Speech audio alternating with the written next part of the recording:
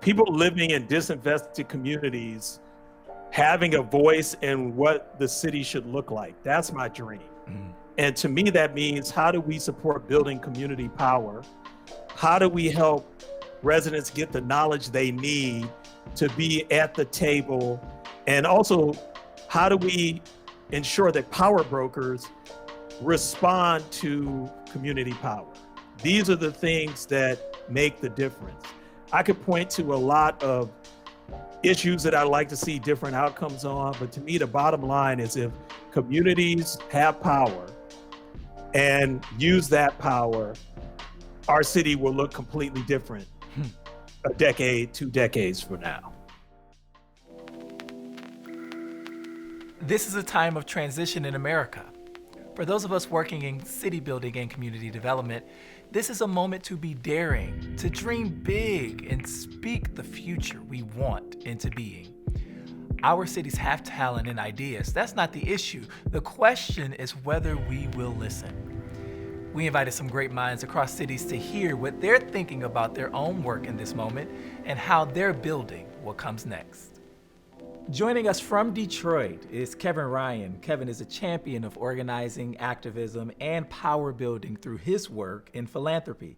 Kevin is also a good friend and one of my favorite humans. Happy to have you join us today, Kevin. Welcome to the Consulate. Thanks, Orlando. I appreciate it. Thank you. Also joining us is Michael Coffey. Michael is also a game changer in the philanthropic world, zigzagging the nation from Washington, D.C. all the way to Cali. He's now doing work back in his hometown of Cincinnati. So glad he's with us. Michael, welcome to the Consulate. Thank you, sir. Good to see you. Good to see you. I am so happy to have the both of you on. As rumor has it, you two are actually friends, and so this is gonna be fun.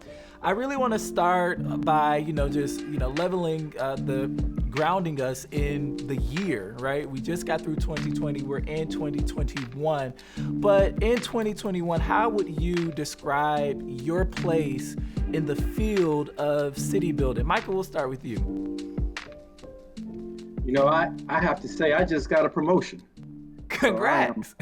So thank you. It's not even public yet, but it may be public by the time people are listening to this. So I am now director of the Racial Justice Fund at the Greater Cincinnati Foundation. And the beauty of that position is that there's an acknowledgement that we need to spend more time listening to community to figure out exactly what that fund should be. Of course, I work with very smart people. We've been funding very smart people for years, but we want to just spend some time listening to the particular moment that we're in right now to figure out exactly what we're going to do with these dollars, because we're at a crossroads, we're at an intersection, and it's so important to make some good decisions right now. Kevin, what about you? Where are we finding you in this scheme of city building in 2021? First, I just want to say congratulations to Michael, because it's well-deserved. The role he plays in Cincinnati is so important, and the role he plays in philanthropy in general is extremely important. For me, I'm trying to do a lot of the same things that Michael's trying to do in Cincinnati. I mean, I really want to try to make sure that justice is at the center of all the work that I'm involved in, whether it's personal work or professional work, which to me, it just aligns and intertwines. It's not just Kevin Ryan, the person who works in philanthropy, and Kevin Ryan, the Detroit resident. It's all the same.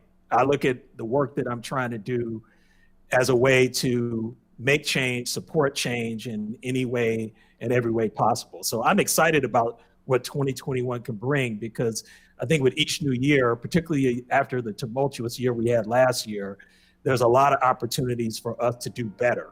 And that's what I always strive for, just to do better. Personally, professionally, just be better. Try to support in better ways. Oh, I love it. So tell me this story of, this friendship that you guys share, in pre-production, having a conversation with Michael Coffey, whom I just met, and knowing Kevin Ryan. I'm like, okay, I can see how and why they are friends, but tell me how that happened. Well, I can tell you this. We met years ago when Michael was working in DC. A very good friend of mine Nat Williams at the Hill Snowden Foundation. Michael was working at Hill Snowden, and we connected through that work because we were in conversation about Black communities. And also I remember a couple of the neighborhood funders group conferences when I would come from New York and he would come from DC, and we get a chance to really chop it up and just check in on a lot of different issues. Plus the fact that I met his sister because she was in New York working in the field too. And so it was just, I mean, from an early point from when we met, we just seemed to really hit it off, have a lot in common, not only just because we were both away from home, him Cincinnati, me Detroit, and we repped our hometowns, but also just the kind of work we wanted to do, the kind of change we wanted to make in the world. Again, not just at philanthropy, but just personally, the things we wanted to do.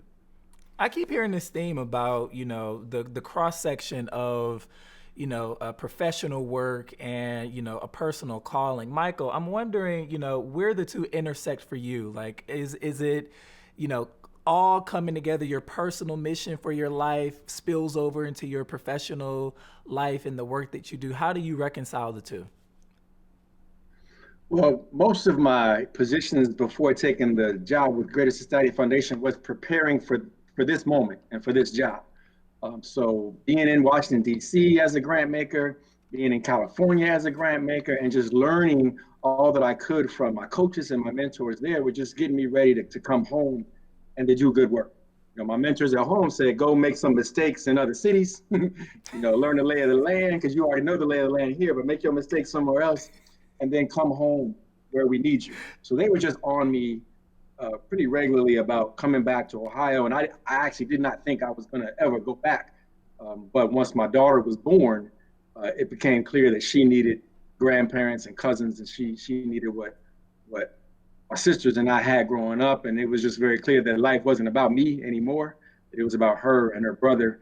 And my wife and I made the move back to Cincinnati. And I didn't even know what I was going to be doing coming back here until the position opened at GCF. And I said, oh, okay, I've been doing that. Let me go help them to do that. And it has just worked out because I get to use my childhood memories and my childhood connections and my professional connections around the country to really advance an agenda around racial justice from a position of influence and a position of resources. I love that. It's funny, you and I have a similar story. I didn't leave Detroit, but growing up, being born and raised on the east side of Detroit, and starting my career working on the east side with Warren County Development Coalition, serving the residents that I grew up knowing, serving the residents who were friends of my grandmother, who lived with my grandma fed, and now, they're like holding me accountable. And, it's a funny thing in Detroit. Like, they know you. They're like, okay, yeah, you little Orlando, but we going to see how you work this out. We going to see. Right. It's hard to get love in your home city. Man, a prophet is without honor in his hometown. That's what they say. I want to switch gears a little bit because in my experience, I think that it is very rare for anybody to really ask Black folks, particularly Black men, about their dreams and what they dream about.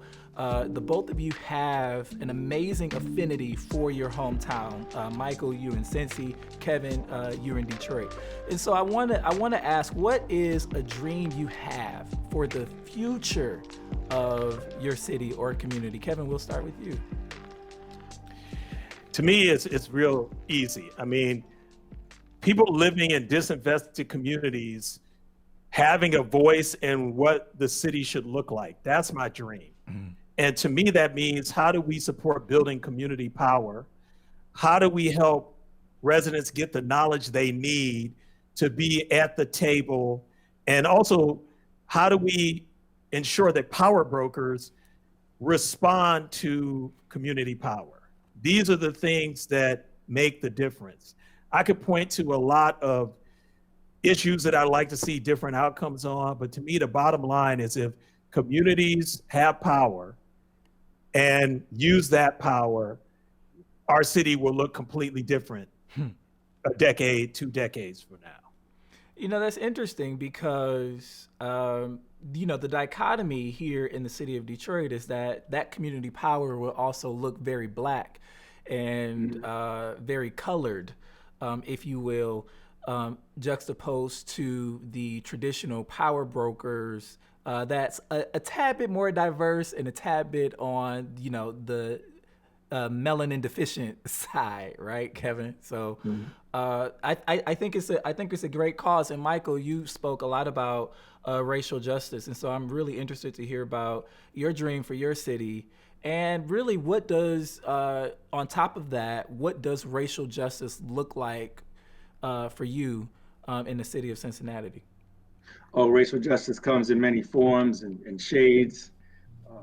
Here in Cincinnati, we have neighborhoods with a life expectancy, 20 years behind other neighborhoods that aren't that far away. So, of course, lifespan is one clear indicator of racial justice for me.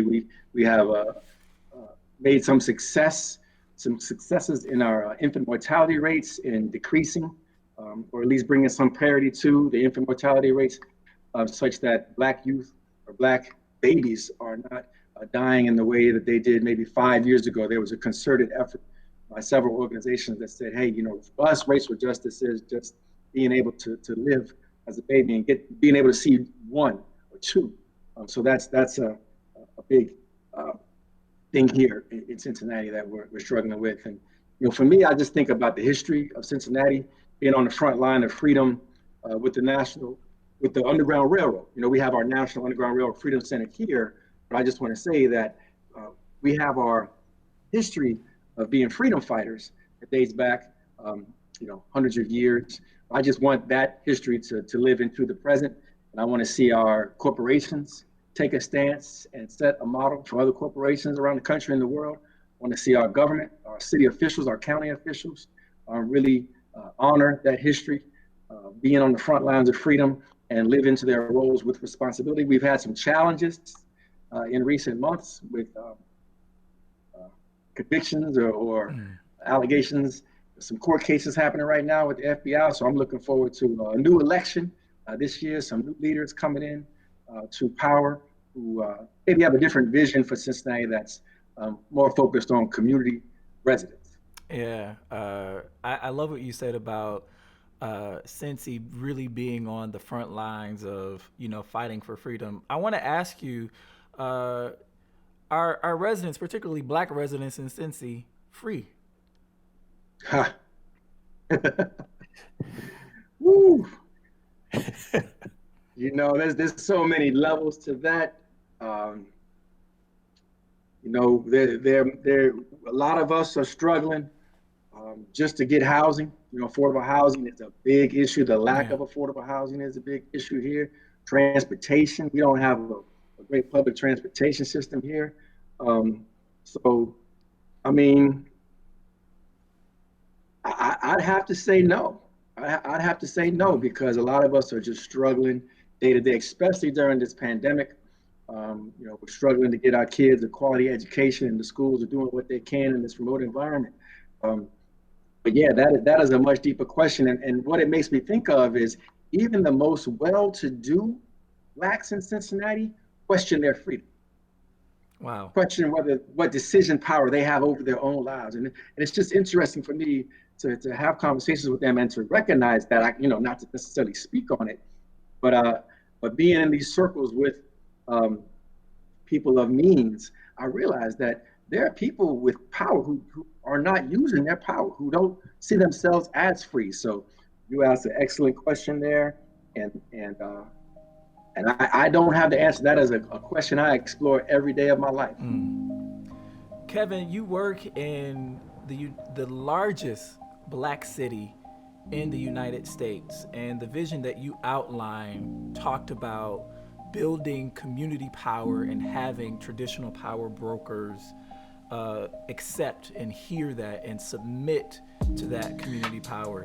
And both of you are operating, from a place of privilege where you have some control over how resources are dispersed. Kevin, I want to ask you, how are you building toward that vision being fulfilled that you outlined? Well, let me say first, Orlando, for now, Detroit is the largest majority Black city in the country. Let's be honest. Look at DC. DC was a large majority black city, but now I think it's dipped below 50%. Yeah. Atlanta was one of the largest majority black cities. Atlanta is now 51% black. The means for this exodus of black populations, it's different everywhere. But Detroit, the method is this. We people in Detroit like to push back, especially the powers that be, that there's no gentrification happening in Detroit. Traditional gentrification of being priced out of neighborhoods is happening in a few neighborhoods around the city. But the other method of gentrification is when you disinvest in communities and you don't provide services in those communities, and that forces people to have to leave the neighborhoods they've known for generations. That's another form of gentrification. That's what we're dealing with. Thank you for saying that. I just had to lay that out because I think we often get into this conversation about majority black cities, which we all think are precious places that we know we can build and grow into really prosperous places. But there are a lot of powers that don't want to see that happen, and they use different methods to try to prevent that. So I just had to put that out there. So thank you for that. But the question is still on the table around how are you building toward seeing your vision, your dream to reality? Oh, I know. I just wanted to do a little pause there. Wait, let's pause for a dramatic effect. Hold on. I want that to just, because we need to really think about when we, again, talking about this knowledge question for residents, we need to really be specific about how we define the ills that our communities face. So that's why I just wanted to pause on that. But as far as how to build a new vision, an equitable vision for Detroit, and it's not new. I mean, black folks in this city have been trying to build on this for decades and decades. I would say we're trying to fund leaders, we're trying to fund organizations that are really trying to promote disruption in the current systems that exist. And I could start with a group like the Coalition for Property Tax Justice. Many folks know that Detroiters were overtaxed for a decade on their property taxes. The city hasn't done anything to redress that issue, and in fact has tried to limit the conversation about how to address that issue. But as a coalition that includes community organizing groups and community development organizations, so this group works across different organizations in the sector to really try to come up with a solution that compensates those that were overtaxed and lost their properties in part because of that overtaxation. So we're trying to fund coalitions of organizations, trying to help organizations find common ground and work together to win change, as well as groups like We the People Detroit, who've been working on water justice in Detroit for a long time. They're not only providing clean drinking water for community members, but they fought during the pandemic to prevent new water shutoffs and to help people get their water turned back on. Because in a health crisis as what we face, people need to be able to wash their hands and make sure that their hands are clean. And if you don't have running and clean water, how are you going to do that? So these are the kind of groups that we want to support to try to make a difference and who are open and willing to disrupt current approaches to these issues to create the kind of changes that will impact Detroiters, in particular Black Detroiters' lives. I love it. Michael, same question for you in terms of the vision you have in Cincy and the dream that you have in Cincy for racial justice. How are you building toward that vision? Sure, I'm a connector. I'm a bridge builder. You know, I bring this experience of being from Cincinnati, as well as the experience of having lived in other parts of the country and all the progress that is happening there. I try to bring that back home. But in my position with Greater Cincinnati Foundation, one program that we have is called Racial Equity Matters. And it's really a community education series focused on shared analysis and shared dialogue, just making sure people understand one another when they're using terms like racial justice and racial equity and coalition building, because some of us are quick to propose solutions, to propose work plans, and to propose entirely new organizations. We haven't done any sort of studying or even listening to elders who, like Kevin said, been working in the city, been fighting this fight all their lives. So I definitely spending time coordinating those circles and holding that space for people just to have conversations, and to really look at the history of redlining, the GI Bill, to understand how we ended up where we are right now in this country, so that when people propose solutions, there could be a healthy debate around where the resources should go, and around who should lead and who should follow, and when we all need to stand up. So that stands out for me, and also just my kind of leadership style recognizes that we need to have a blended approach to problem solving. So traditionally, the Greater Cincinnati Foundation has supported social services, and direct needs, immediate needs, basic needs are all critically important. But funding them over a long period of time isn't going to change anything. So we get to have that blended approach that includes policy advocacy, leadership development, community organizing, and systems change. So that is the conversation that I'm having and the work that I'm supporting in my role at the Greater Cincinnati Foundation. I love it. One of the themes that you outlined, and I don't hear funders talk about this a lot, is number one, your ability to be a connector, but your affinity for listening. Yeah. Funders know everything, right? I'm not coming for y'all, but I'm just saying, funders tend to give off this aura that they know what the problem is. They already have ideas on how they want to address it and how they want to fund it. Kevin, how important was listening for you when you got back to the city?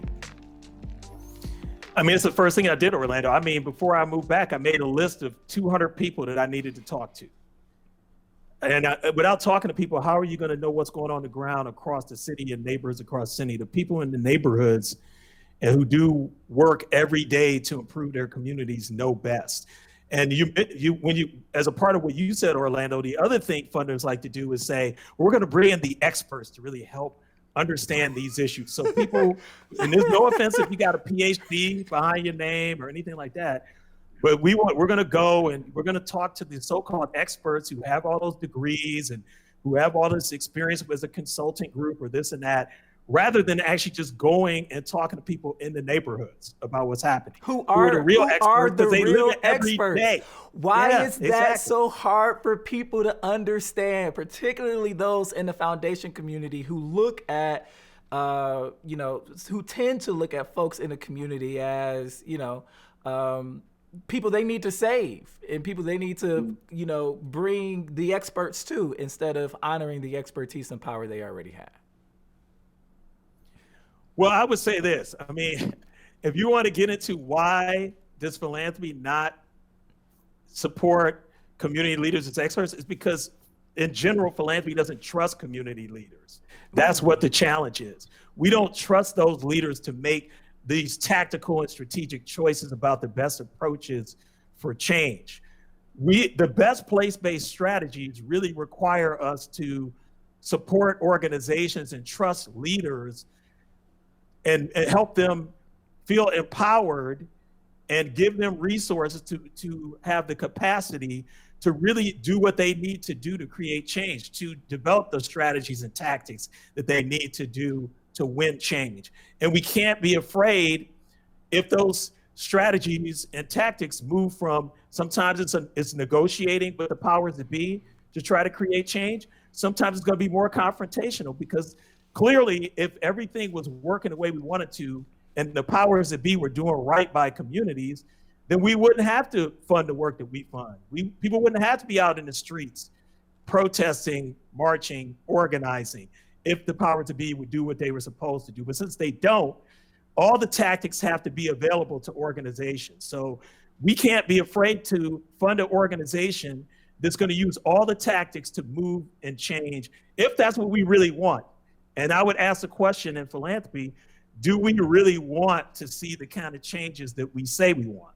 That's a question that we need to always ask ourselves when we get hung up on whether a group is the right type of organization for us to fund. Michael, actually, I want to ask Michael. Michael, how do you answer that question? How do you, Michael, answer that question? I mean, There's so many ways to answer that question, because not only do we have institutional funders, but we have individual funders, corporate funders, family funders, and you have these different generations within a family. So you may have a child in college right now who's positioned to inherit some wealth from a parent or a family member who, from a political standpoint, they don't necessarily agree with. So I would say that, it's on us in philanthropy to do our best job of reaching out, of listening to community, but also being available to people of means who understand that the system isn't working, who people of means who feel a connection with people across class who want to do something different, who want to use their wealth for good. So it's just an interesting time right now when we have corporations starting racial justice funds and looking to distribute resources. They're actively looking for organizations on the ground that they can support. So there are some people in decision-making positions at these corporations that are going to be this year making some key decisions that are going to influence, community stability for years to come. So I don't know if I have an answer for that question, but I just have to acknowledge that it's a particular time right now when we have to continue to ask those types of questions. So, 2020 was sort of a perfect storm that turned the world's eye to this theme of racial justice, this theme of equity in the wake of George Floyd, Breonna Taylor, Ahmaud Arbery. I mean, the list goes on, right? One of the critiques that I will offer to philanthropy, unsolicited critiques to you guys, is that it seems that philanthropy seems to be, a bit more whimsical. Every few years, there's this new strategy, there's this new investment strategy that now organizations have to sort of tailor their mission to fit. And I'm hearing a lot lately around power building and organizing and racial justice. Is this here to stay, Kevin Ryan? It will stay if philanthropy not only funds organizations that are doing this kind of work, but also this also relates to philanthropy's hiring practices. It relates to who sits on the board of directors.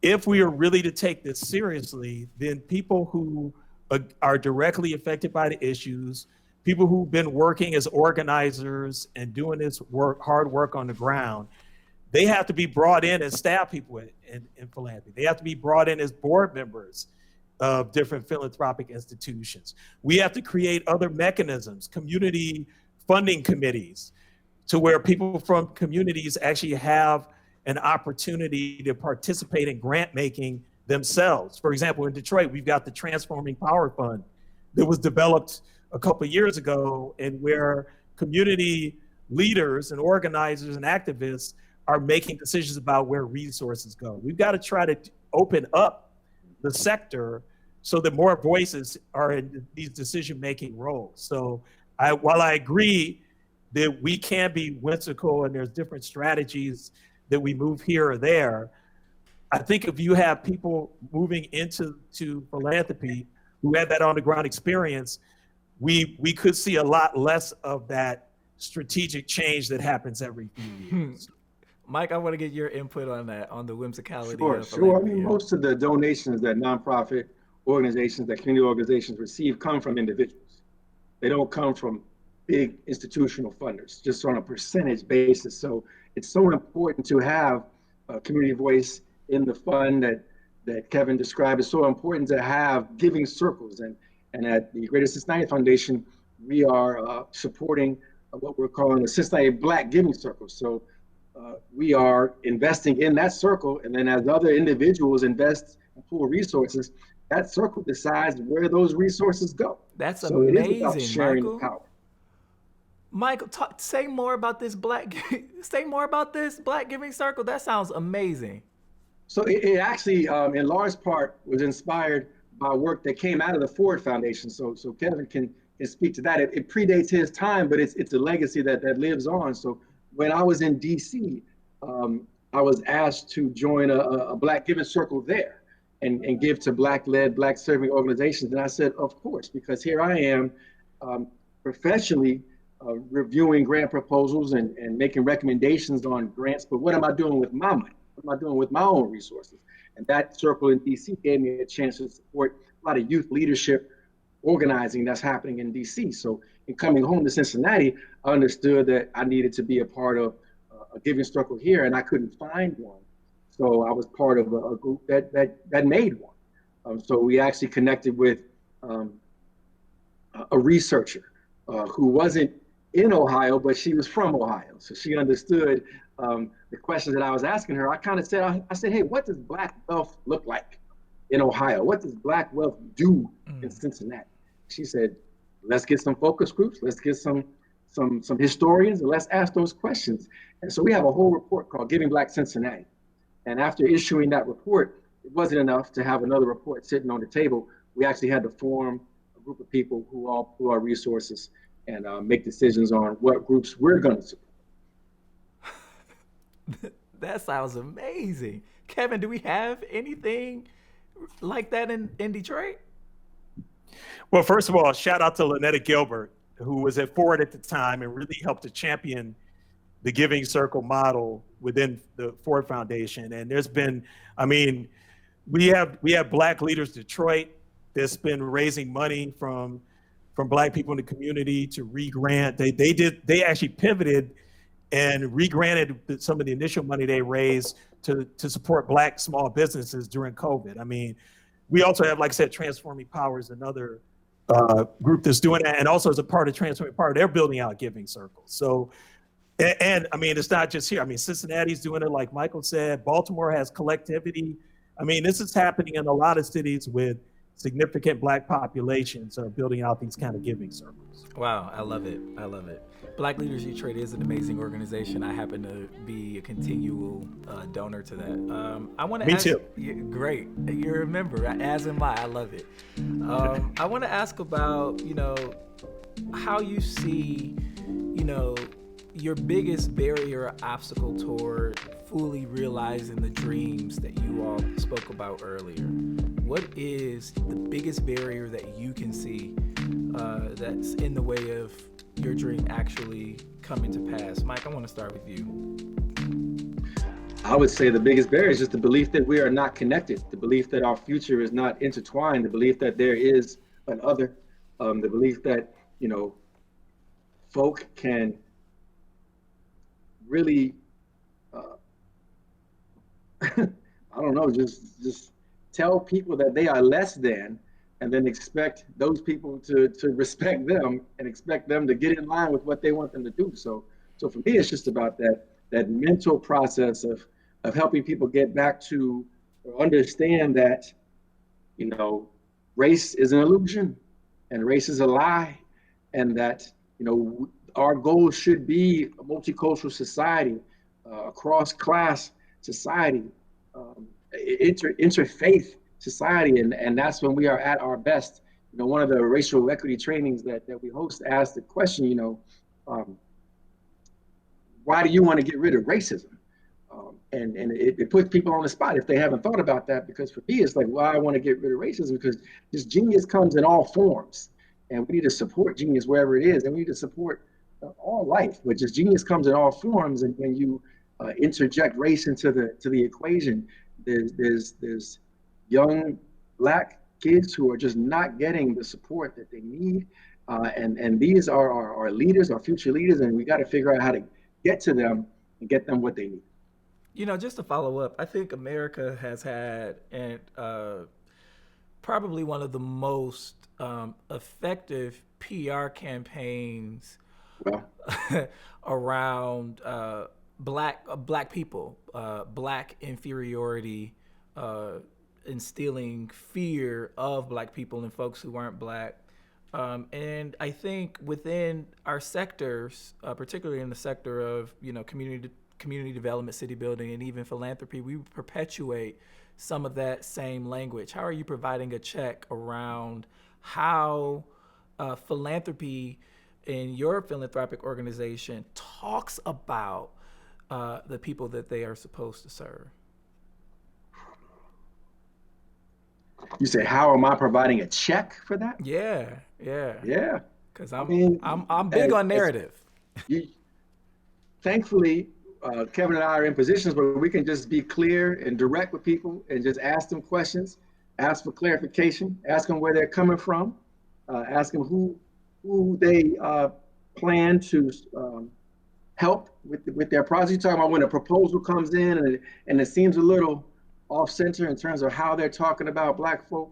Yeah, I mean, in large ways, the community conversations that we're having is a response to some proposals and some actual conversations that I've had with people who there's just a lack of respect. There's a lack of a recognition that all people have agency, all people have power, and that you want to be in solidarity with people and not telling them, not be patriarchal and telling them what they need to do.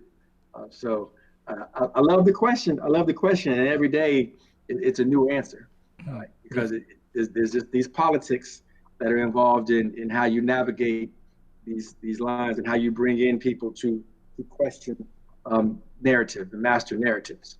Ooh. Kevin, biggest barrier toward your dream coming to fruition?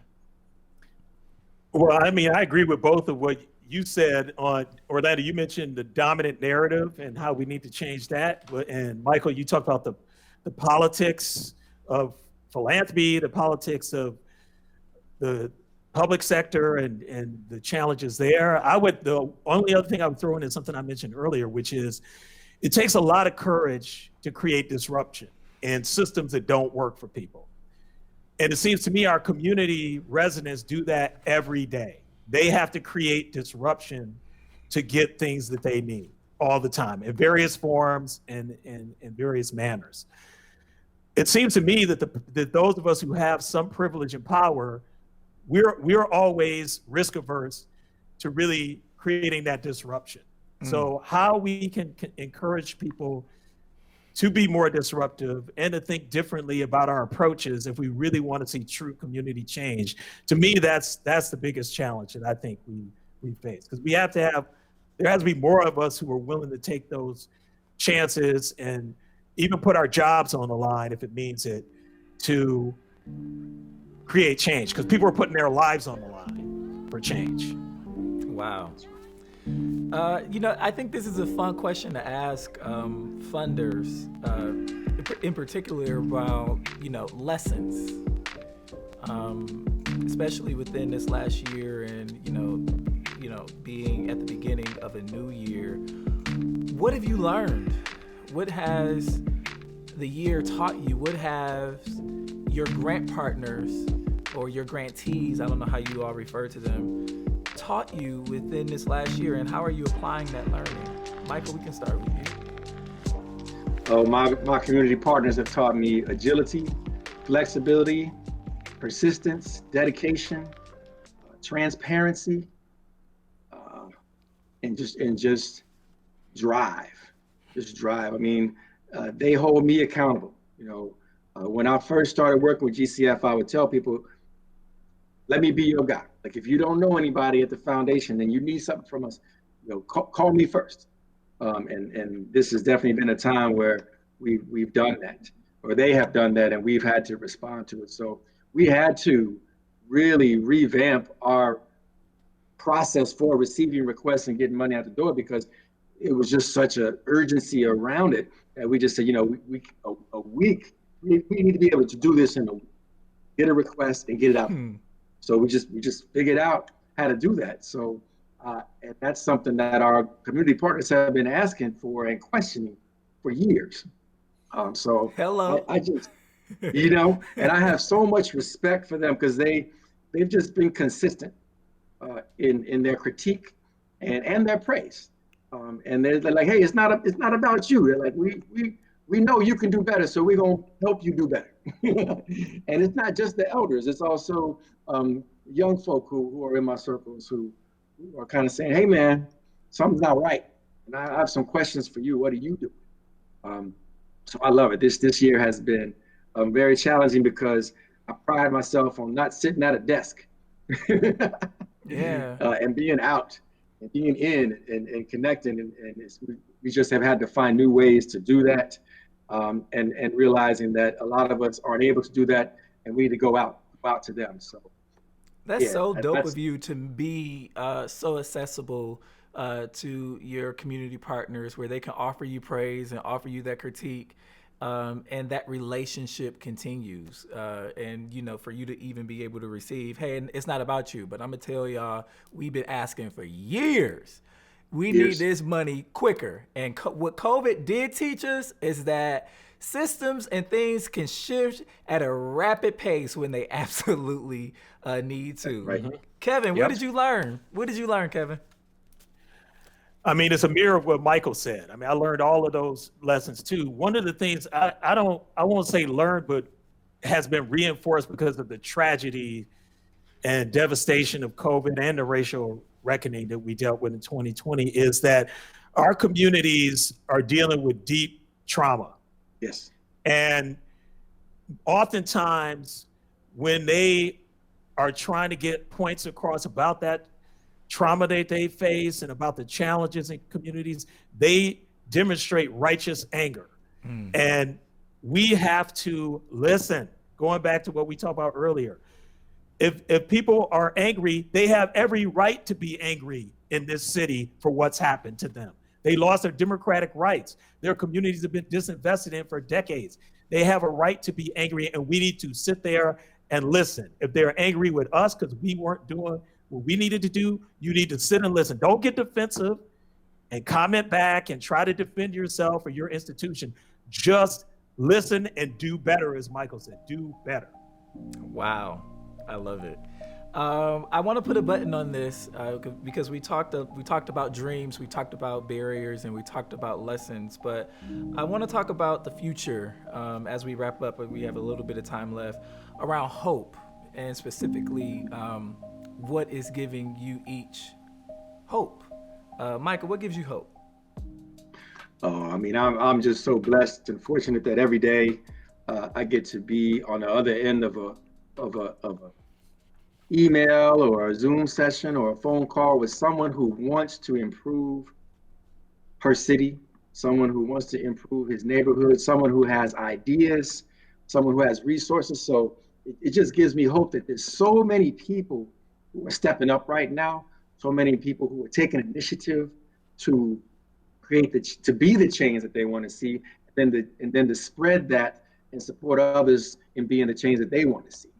So it's just such it has been such a roller coaster that it has shown us exactly where some people are and aren't. I mean, I'm in Ohio, and I'm in Southwest Ohio, and I'm glad that I now know where certain people stand.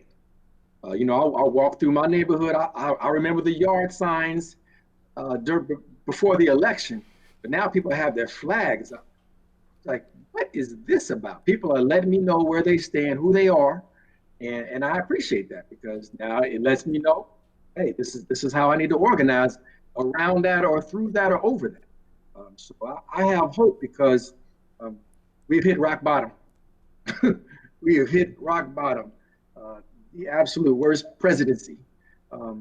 And people know that it's going to take some serious work to repair and to heal. Kevin Ryan, what gives you hope?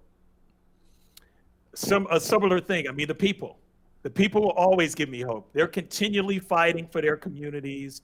Resources from philanthropy or whoever else or not, they will continue to fight. They were fighting before the pandemic. They were fighting before George Floyd's murder, and they continue to do it every single day. And to be able to support that work through my time, the resource we have at the foundation, my own personal resources, is a true blessing to be in the presence of people who will continue to do this and try to make their communities and city better, regardless of the circumstance. Kevin Ryan from Detroit and Michael Coffey from Cincinnati. Thank y'all so much for joining the Consulate.